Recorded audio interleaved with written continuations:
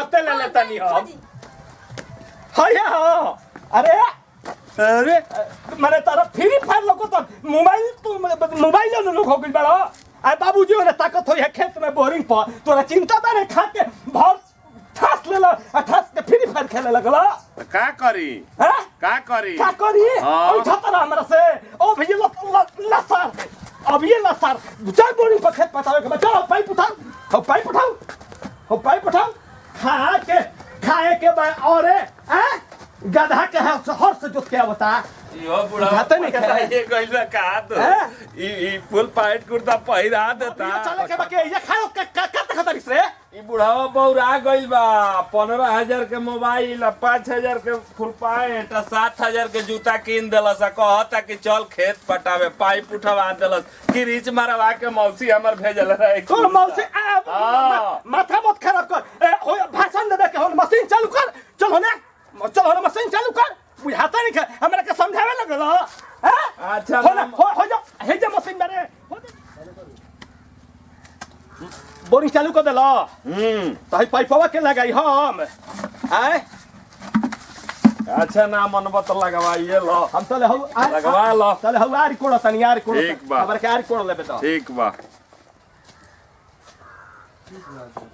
का कर तरी सर तोरा से पाइप ना लागल अभी ले ओ बाबू का करत रे का रे हो दे ई का हो रे ओ बस देख का भइल उनका देख फैले ले दिबे का हां पूरा से काटे रही बड़े आव देखल जाऊ त बढ़िया चलो हां देखल जाऊ त का तो हो गइल बा का भइल हो का भइल पगला गिले का रे आई दादा पगला भी देखा ये ई त गोली फोड़त है दादा अरे ई का हो गइल तू तारा भाव का गइली पहले बताव ना के अब चिंतो नहीं खा निशा में बड़ा का कोनो दारू का पिया देले है सर बुझाता ऐसा नहीं से चिखाना लेके गए बड़े मोटर बुझवा के ई का सब तारा मार दे ईटा ठेला चिखाना है आ गोली का है मारता रह केकरा के गोली मारता रह का भाई मुख के गए वो लोग को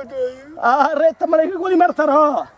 पगला नहीं के सब पगला गइल जो नहीं के गोली मारता रह पगला गइल सस्ता हो गइल लाई है पगला गइले का दो रे दादा इनका के ले चल जाओ जल्दी से इनका के टांग के ले चल इनका के टांग के ठीक बड़ा नहीं तो दिक्कत बा केने से मत का भइल पड़वे हमें कुछ नहीं के बोल के बोल ठीक बड़ा हो 4 फीट बड़ा हां एकदम ठीक बनी हो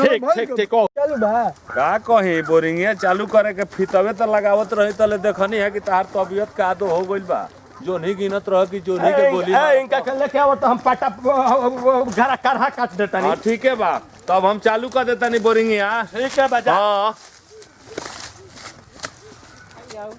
बनावत तो नहीं अरे हम पटावा के तो बोरिंग चालू हो गइल बा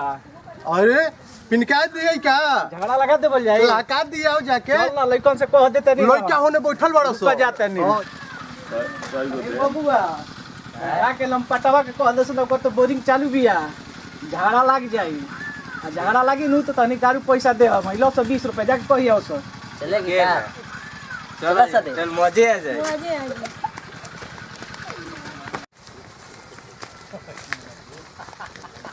बोरिंगिया तार बम्पर चाचा चलावता है लोग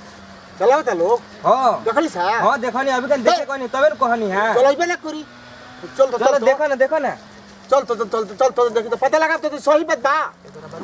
बारूद के बार सरियाइए दे एक बार सरिया दे सरियाइए दे ए बारूद के हो जाएगी बंद ना होई हम चाहत का बड़ा बंद होई हमनी के हिसाब में बा करता हो जाइए जा बाबा हमनी के गोल के होई जा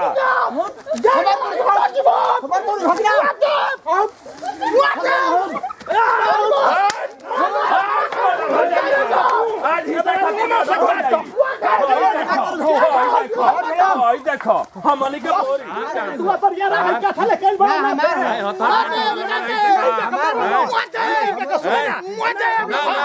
अभी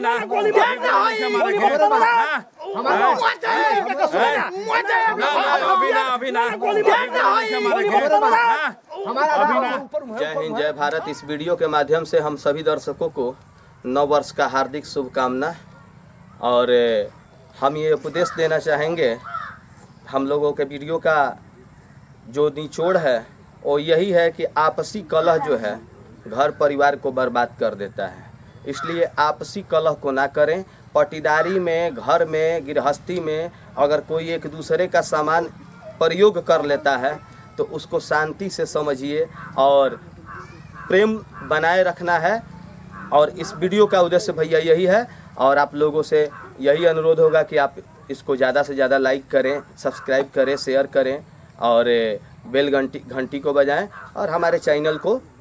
हमेशा की तरह जो दुलार प्यार दिए हैं वो देते रहें।